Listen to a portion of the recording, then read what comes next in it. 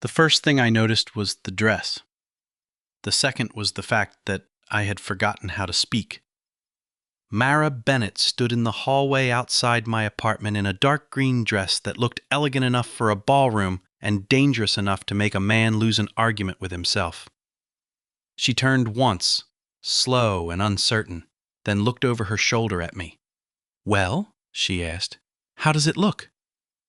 I should have said beautiful. I should have said classy. I should have said anything before the silence stretched long enough for her to catch me staring. Instead, I looked from the hem to her eyes and apparently took my time getting there. Her nervous mouth curved into a wicked little smile. "Want a closer look?" She stepped toward me, and every smart instinct I had left told me to move back. I didn't. Then her smile faded. "Actually, Ethan, I need a favor. A big one." That was when I realized the dress wasn't the dangerous part of the night. If you enjoy stories about choosing courage over comfort, like the video, subscribe, and tell me in the comments, would you risk a friendship to say what you really feel? Mara and I had been neighbors for 11 months, which meant I knew the sound of her laugh through a shared wall, the fact that she burned toast every Sunday, and the precise tone she used when she was pretending she did not need help. That tone was in her voice now. I leaned one shoulder against my door frame and made myself look at her face instead of the dress. "What kind of favor?" She held up a black clutch. Her fingers were steady, but I knew her well enough to see the tension in her shoulders. "Come with me tonight." "To where?" "The Sinclair Foundation Gala." I stared at her again, but for a completely different reason. In Denver, the Sinclair name was stamped on half the new glass towers downtown and attached to enough charitable projects to make people forget how much money the family made tearing down old neighborhoods. Sinclair Development was one of the biggest commercial builders in Colorado. It was also the company my restoration firm had been trying to land a contract with for 6 months. I had a crew of 12, 2 company trucks that were paid off, 1 truck that definitely was not, and a business account that looked healthy only if you did not know what payroll cost every other Friday. The Sinclair Hotel renovation would be the biggest job my company had ever had. Mara knew all of that. "What happened to your friend Tessa?" I asked. "Food poisoning." "Your brother?" "In Boston." "Your mysterious list of people who own formal clothes?" "Apparently fictional." She tried to smile. "And before you ask, no, I can't go alone."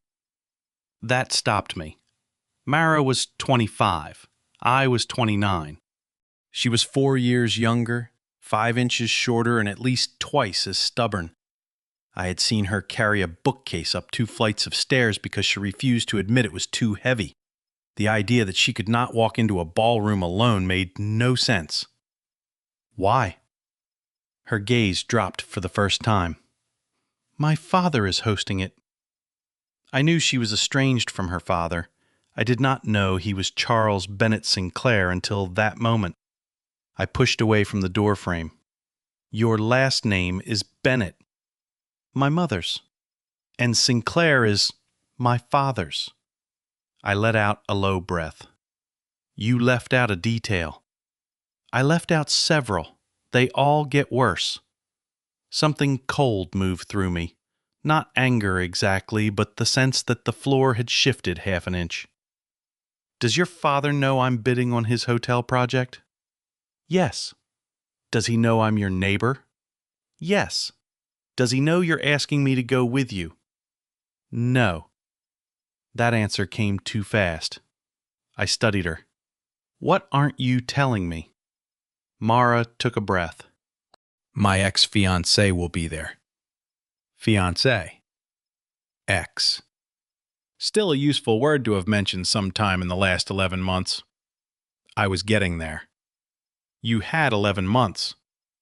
"He's my father's executive vice president. Julian Cross." I knew that name too. Julian had sat across from me in 2 contract meetings. 31, expensive suit, polished manners, perfect teeth, eyes that never warmed. He had complimented my company's emergency response record and then tried to cut my labor estimate by 12%. I looked at Mara again. Why me? Her expression softened just enough to make the question feel more dangerous than the dress. Because when you say you'll stand beside someone, you do. That landed harder than I expected. I had spent most of my adult life learning how to be dependable without becoming easy to use. My father had taught me the first part. My ex Rachel had taught me the second. I stepped back into my apartment and reached for the suit jacket I kept hanging behind the hall closet door. Mara blinked. That's a yes? It's a yes to going with you. It is not a yes to being used as a prop in whatever family war you're walking into. I wouldn't do that. Good, because I don't do fake boyfriends. Her eyes held mine. Who said anything about fake? For one long second, neither of us moved. Then she smiled, smaller this time. Realer. I pointed down the hall. Give me 15 minutes. Ethan? Yeah? The dress really does look okay? I looked at her once, deliberately, then met her eyes. It looks like trouble. Her smile came back. Good, she said. That's what I was hoping for. 15 minutes later, we were in my truck heading downtown. The rain had started while I changed, turning the city lights into long silver streaks across the windshield. Mara sat beside me with both hands around her clutch. She had been quiet for 3 blocks. I did not fill silence just because it existed. In my line of work, silence usually meant someone was thinking. Interrupting people while they thought was how you got bad measurements and worse decisions. Finally, she said, You're angry. I'm deciding. About what? How much I need to know before we walk in. She glanced at me. All of it? That would be a good start. She looked out at the wet streets. My mother died when I was 19. Cancer. She and my father had already been separated for years. But he paid for everything. Treatment, hospice, the apartment. He liked paying for things. It made him feel like every problem had become a receipt he could file away. I kept my eyes on the road. After she died, I moved back into his house for a while. Julian was already working for him. Smart, ambitious, charming when he wanted to be. I was lonely. He was there. My father loved the idea of us together. How long were you engaged? 7 months. What ended it? She rubbed her thumb over the edge of the clutch. I found out Julian had taken a neighborhood redevelopment proposal I wrote in college and turned it into the outline for a private acquisition strategy. My proposal was supposed to protect affordable housing by renovating old buildings instead of tearing them down. His version used the same property maps to identify which buildings could be bought cheaply once tenants were pushed out. My grip tightened on the steering wheel. And your father? He said business was complicated. He told me I was being emotional. So you left. I gave back the ring, changed my name professionally, and left. Why go back tonight? Because the foundation is announcing a community arts grant. I applied through the nonprofit where I work. We made the final round. Mara worked for a small arts organization on the east side. I knew she coordinated youth programs and somehow stretched every dollar until it screamed.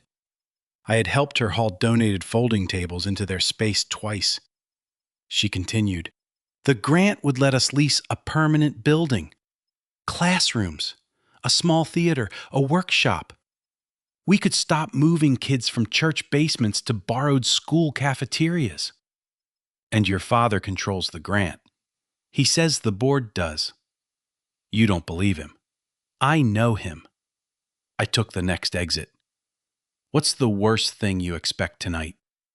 She laughed once without humor. Julian tries to make me look unstable.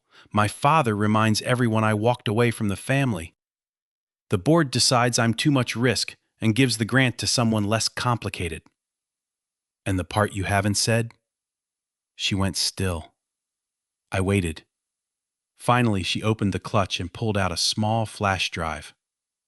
I found the original project files from college. Dates, drafts, emails. Enough to prove Julian used my work after I told him not to.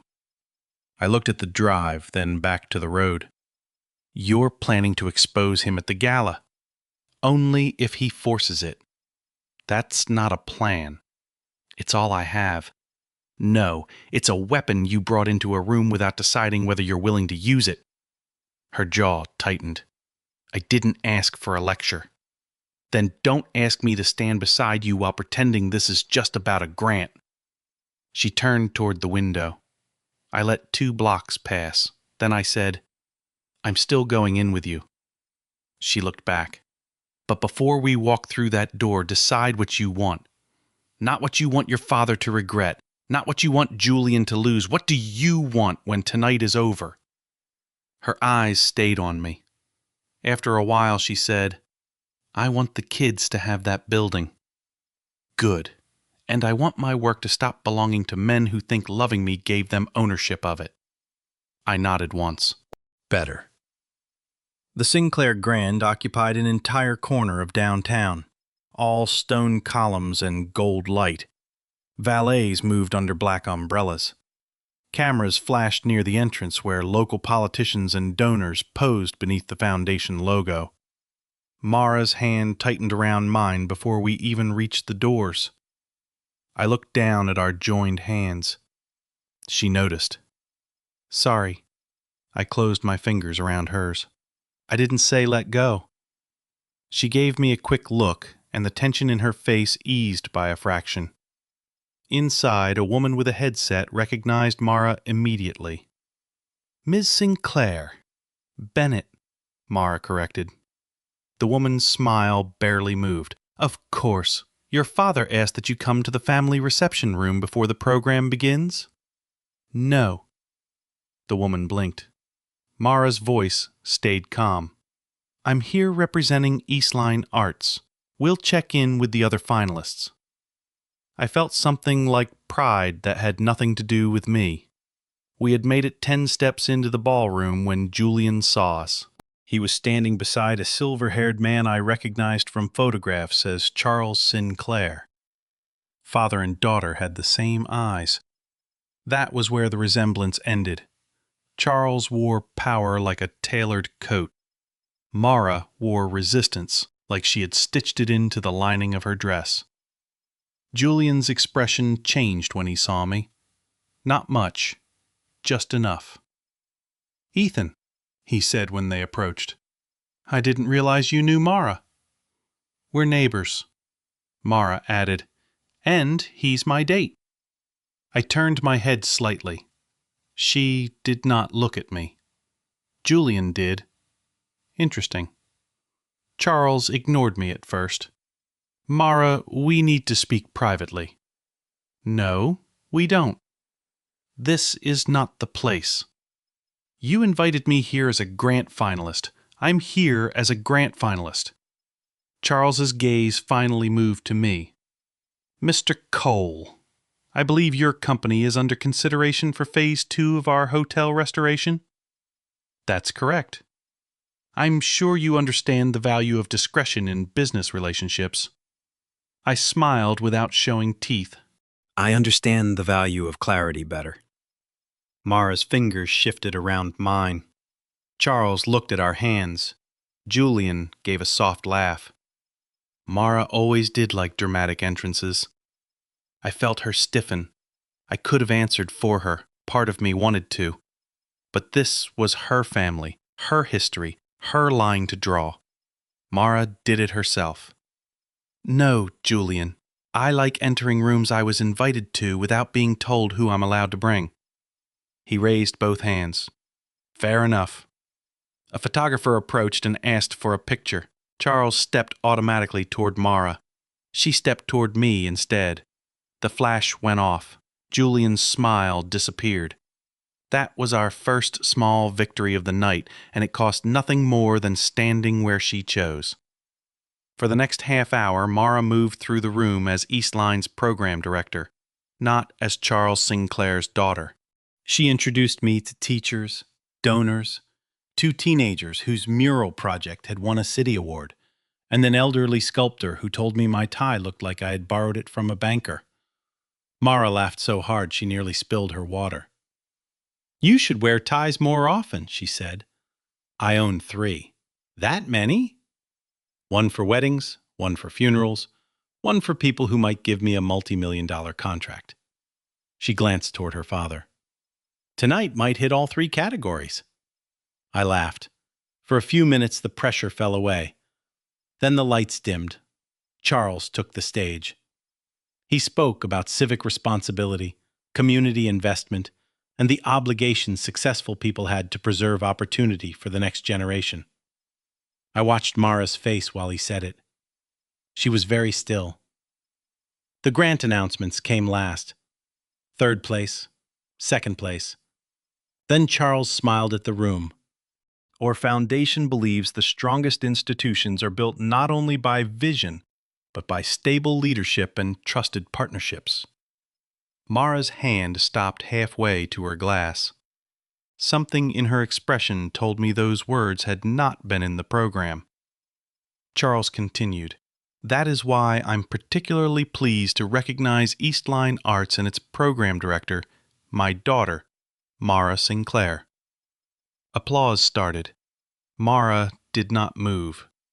"And I'm equally pleased," Charles said, "that after several difficult years, Mara has agreed to begin rebuilding her relationship with this family and with the company that has always been her home." I turned toward her. She whispered, "I never said that." On stage, Julian was walking out from the wings. Charles smiled wider. "Julian Cross will oversee Sinclair Development's new community revitalization initiative, and Mara's insight will be invaluable as we move forward together." The applause grew uncertain. Julian reached the microphone. Then he looked directly at Mara. "We've all made mistakes," he said. "Sometimes it takes distance to recognize where we belong." I felt Mara's hand go cold in mine. This was not an announcement. It was a trap built out of polite language. If she objected publicly, she would look volatile. If she stayed silent, they would turn her silence into consent. I leaned close. "What do you want?" Her eyes flashed to mine. "Right now." I kept my voice low. "Not tomorrow." She swallowed. Then she stood. The applause thinned as people noticed her moving. I stood with her, but I did not take the lead. Mara walked toward the stage. Julian's confident expression changed again. A staff member started to block the steps. Charles gave a subtle signal, probably thinking refusal would look worse. Mara took the microphone. "Thank you," she said. The room quieted. "Eastline Arts is honored to be selected for this grant." Our staff, our volunteers, and especially our students worked for every part of this application. She paused. "And because their work deserves honesty, I need to correct 2 things." Charles's face hardened. "I have not agreed to return to Sinclair Development. And I have not agreed to work with Julian Cross." A murmur moved through the ballroom. Julian stepped toward the microphone. "Mara, this isn't necessary." She looked at him. "That sentence is one of the reasons I left." A few people inhaled sharply. Julian lowered his voice. "Don't do this." Mara's hand trembled once around the microphone. I moved closer to the stage, not because she needed rescuing, but because I had promised to stand where she could see me. Her eyes found mine. The tremor stopped. "My father is right about one thing," she said. "Community work needs trusted partnerships. That means consent matters. Credit matters. Truth matters. Eastline will accept this grant only under the same independent terms offered to every finalist. If those terms have changed because of who my father is, we'll decline." Then she handed the microphone back. No accusations, no flash drive, no spectacle. just a line drawn in public. It was the bravest thing I saw all night. For about 30 seconds, nobody knew what to do. Then someone near the back started clapping. One of the East Line teachers joined in. Then the sculptor with the opinion about my tie. The applause spread. Not thunderous, not cinematic, but real enough. Charles did not clap. Julian looked like he had swallowed something sharp. Mara walked down the steps. I met her at the bottom. "You okay?" I asked. "No." Good answer. She laughed once, breathless. "I think I'm going to throw up." Also honest. "Get me out of here." We made it as far as a side corridor before Julian caught up. "Mara!" She kept walking. "Mara, stop!" I turned. Julian's attention shifted to me. "This is family business." "No," I said. "It's a hallway." His jaw tightened. "I wasn't speaking to you." "I know." Mara stopped beside me. Julian looked at her. "You embarrassed your father in front of half the city." "He embarrassed himself." "You think that grant survives this?" Her face changed. There it was. The real pressure. Julian saw it too. He stepped closer. "Walk back in there, tell him you were overwhelmed, we smooth it over, the grant stays, everyone goes home happy." Mara stared at him. "And if I don't?" "I'm telling you there are consequences." I moved between them only enough to break the line of pressure, not enough to touch him. "Careful," I said. Julian looked at me. "Is that a threat?"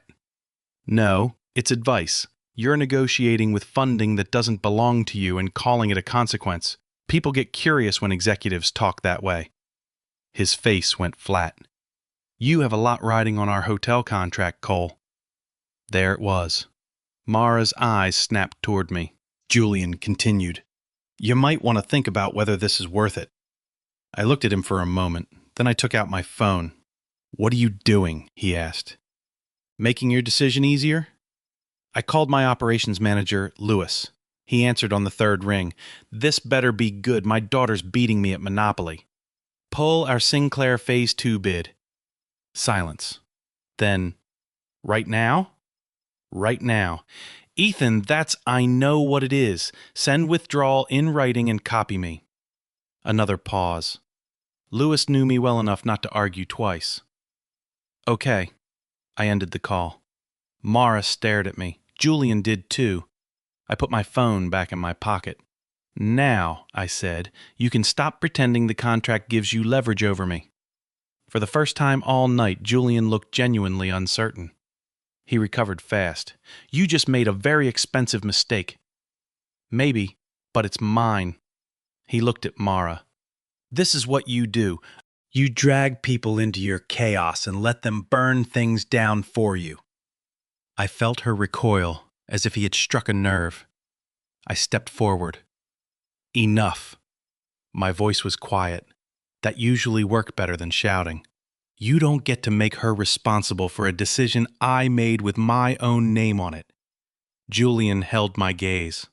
"Stay away from her," he said. I almost laughed. Instead I said, "She decides that." Mara looked at him. "And I'm deciding it now. Go back inside." Julian's eyes moved between us. Then he left. The second he turned the corner, Mara rounded on me. "What did you just do?" "I removed a bad client." "That contract could double your company." "Could." "You've been working on it for months." "Yes." "You cannot throw away your business because my ex is an ass." "I didn't." "You literally called someone and pulled the bid." "Because anyone who threatens a contractor's livelihood in a hallway over a personal dispute is showing me exactly how they'll behave when there's a change order worth 6 figures. She opened her mouth. I held up one hand. "And because I found something yesterday." Her anger paused. "What?" I looked toward the ballroom doors. "Not here." We left the hotel through a service exit and crossed to a 24-hour diner 2 blocks away, still dressed like we belonged somewhere far more expensive. Mara slid into a vinyl booth and stared at me across a laminated menu. "What did you find?" I took my phone out and opened a folder Luis had sent me that afternoon. My estimator flagged a discrepancy in the hotel renovation package. The structural reinforcement allowance in the public permit set is different from the one Sinclair sent bidders. Different how? The bidder package removes 2 steel retrofit requirements from the west wing. That cuts cost. It also creates a problem if they're planning the rooftop event space shown in the marketing documents. Her face tightened. Is it unsafe? I don't know yet. I'm a restoration contractor, not the engineer of record. I know enough to recognize when 2 sets of documents should match and don't. Could it be a mistake? Yes. Could Julian know? Yes. She leaned back. I watched the information settle over her. The community initiative, she said slowly. The one he announced tonight. It includes the old buildings from my college proposal. Same properties? Most of them. Then your flash drive matters more than embarrassing him at a gala. She looked down at the table. I reached across and turned her water glass slowly between my fingers. You did the right thing not using it in there. Did I? Yes. My father can still kill the grant. Maybe. And now you're out of contract. I was never in it. You know what I mean. I do. She looked at me, anger giving way to something more fragile. Why are you so calm? Because panic is expensive. That sounds like something printed on a mug for contractors. It should be. She smiled despite herself. Then the smile disappeared. I'm serious, Ethan. You didn't have to do that. I know. Then why? I could have given her the business answer again. It was true. It just wasn't the whole truth. I looked at her sitting across from me in that green dress, the woman I had watched build shelves at midnight and carry boxes into classrooms and pretend her father did not exist whenever money got tight. Because I'm tired of watching you brace for impact every time someone says his name. Her eyes held mine. And because Julian thought he could use my future to make you smaller. I needed him to understand that mine is not his to spend.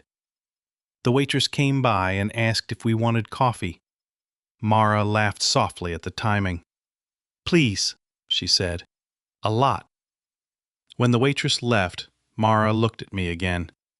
You make it sound simple. It isn't simple. No? No. I'm terrified. That surprised her. I shrugged. I have 12 employees. Luis has 3 kids. Donna in accounting is 6 months from paying off her house.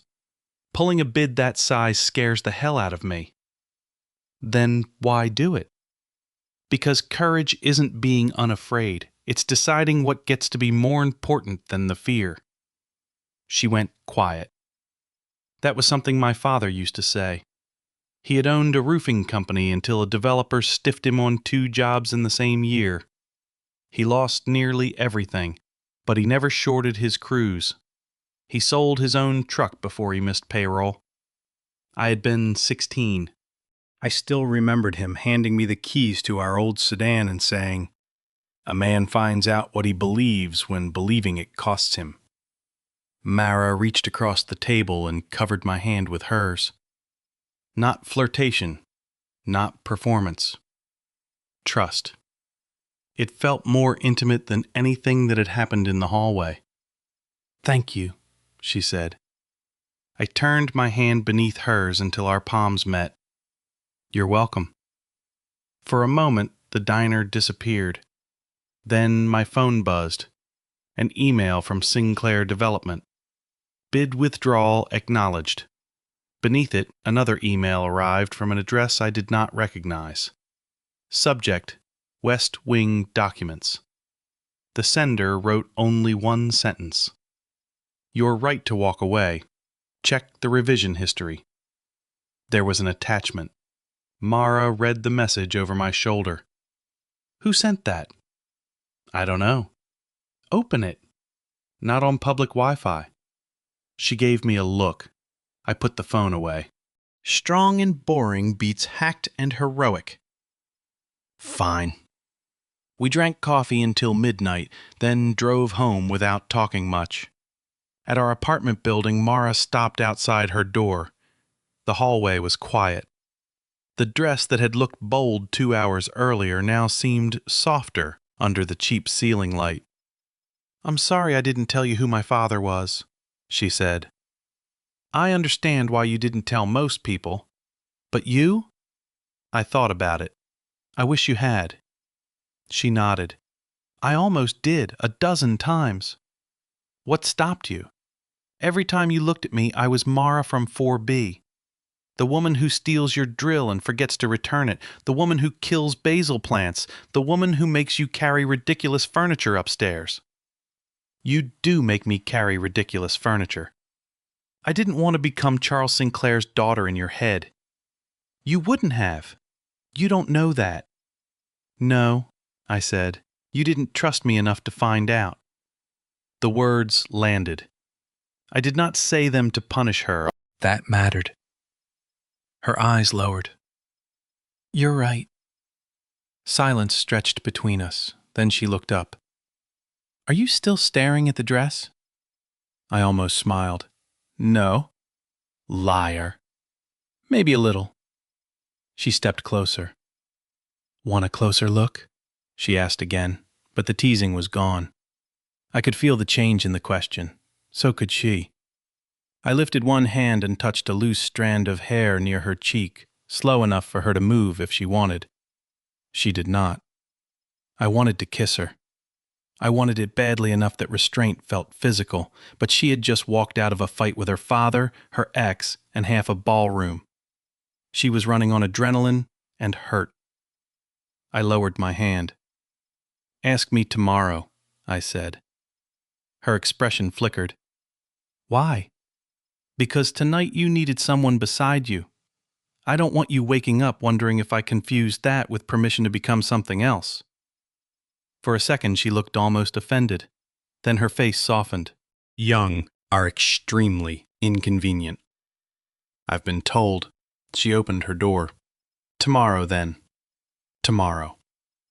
I barely slept. At 7 the next morning, Luis was at my kitchen table with 2 coffees and a laptop. He was my operations manager, my oldest employee, and the only man alive who could call me reckless before breakfast and still expect me to listen. "You pulled a 7-figure bid because an executive threatened you in a hallway?" he asked. "I pulled it because the documents were wrong. And because of Mara. And because the documents were wrong." He grinned. "Sure." We opened the anonymous attachment from the diner in a protected system. The revision history was worse than I expected. The original engineer had objected to removing 2 reinforcement requirements from the hotel's west wing. Julian's credentials had authorized the change, and Charles Sinclair's office had marked the objections superseded. I sat back. "We send this to the engineer of record and the city reviewer. No accusations. Just the discrepancy." Luis nodded. "Already drafting it." A knock came at the door. Mara stood outside in jeans and a gray sweater, holding breakfast burritos and looking as if she had slept even less than I had. Luis took one burrito, announced that he suddenly had urgent work elsewhere, and left before I could stop him. Mara watched him go. Subtle man. Painfully. I showed her the revision history. By the time she finished reading, her face had gone pale. My father knew. He knew the engineer objected. That's what we can prove. I know how his office works, Ethan. I believe you, but belief and proof are different tools. She looked at me for a long moment, then nodded. What happens now?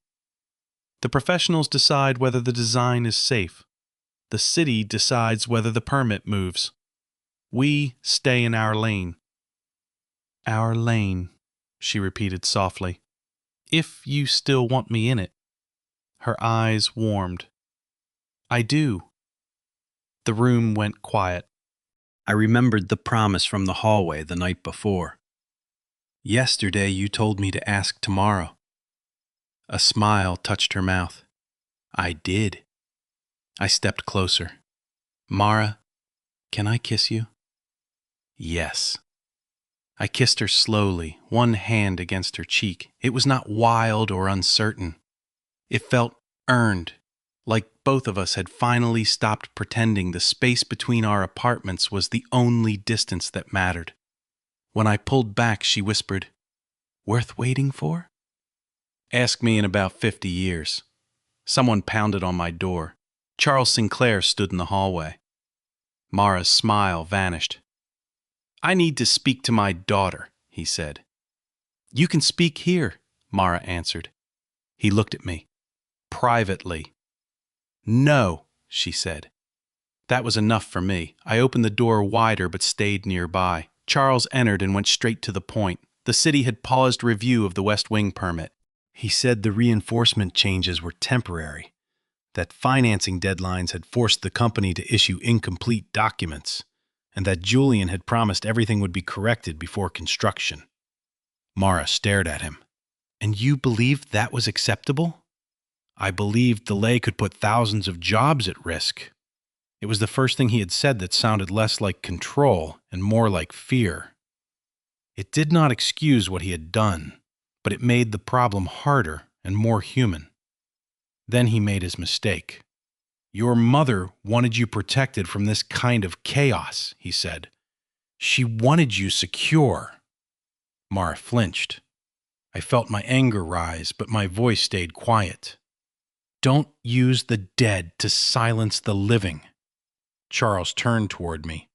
Your daughter is standing right here telling you what she wants, I said. Argue with her if you need to.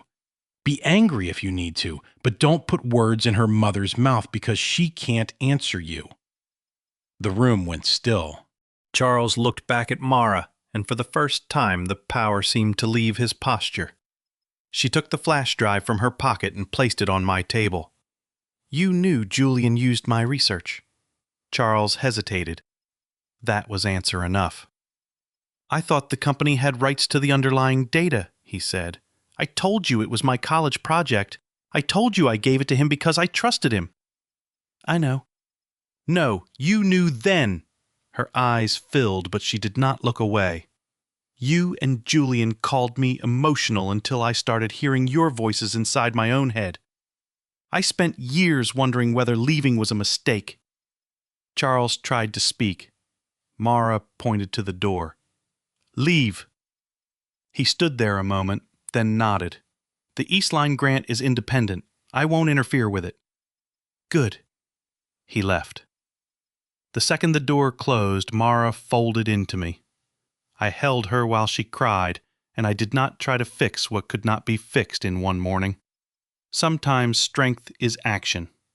Sometimes it is simply refusing to move while someone else finally stops pretending they are fine. By late afternoon, the Foundation confirmed East Line's grant with no new conditions. The city requested a fresh structural review of the hotel. My company was officially out of the Sinclair project. Then Mara sat at my kitchen table and said, I have to tell you something. I almost laughed. Can we go one day without that sentence? I got a job offer in Seattle 3 weeks ago. The humor left me. When do you have to answer? Monday. It was Saturday. The job was bigger, better funded, and far away from her father.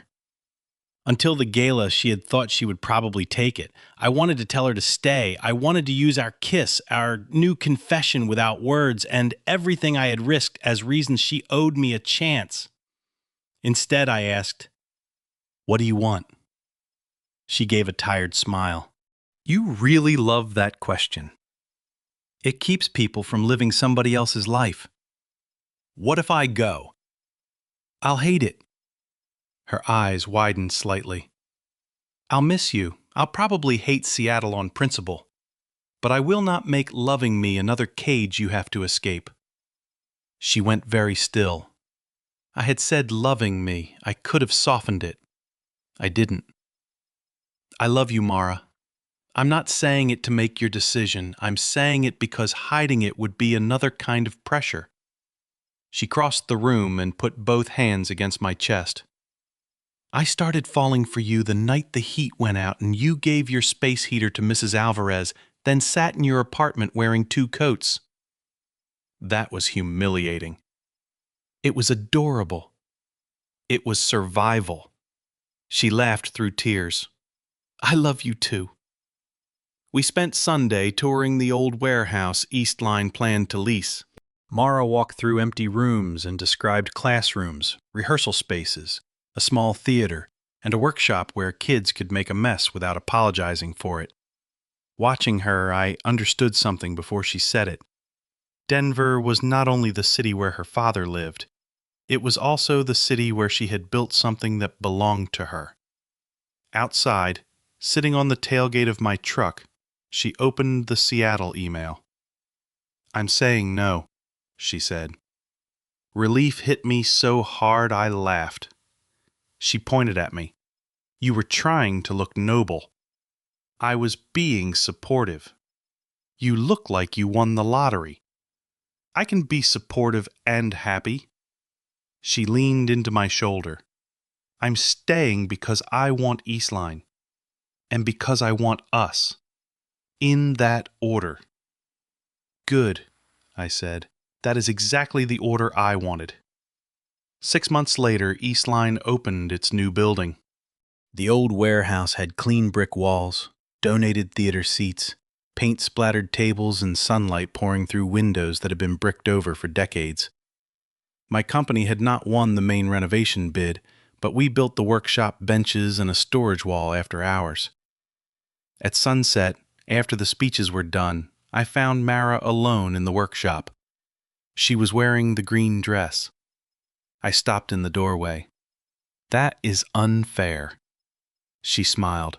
What is?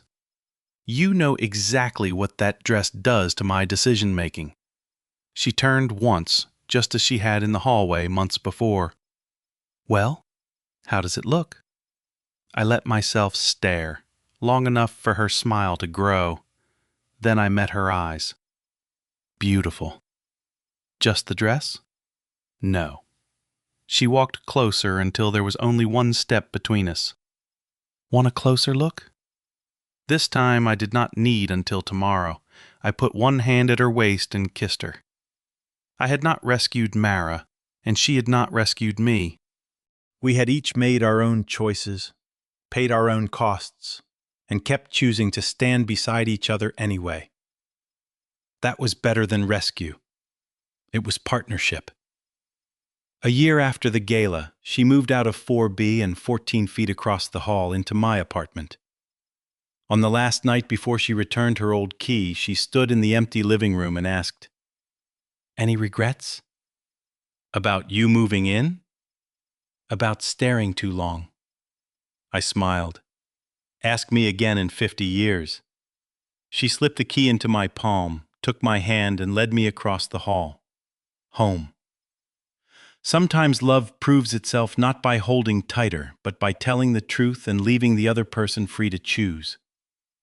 If that kind of love matters to you, like, subscribe, and tell me in the comments what choice has ever made you feel truly loved.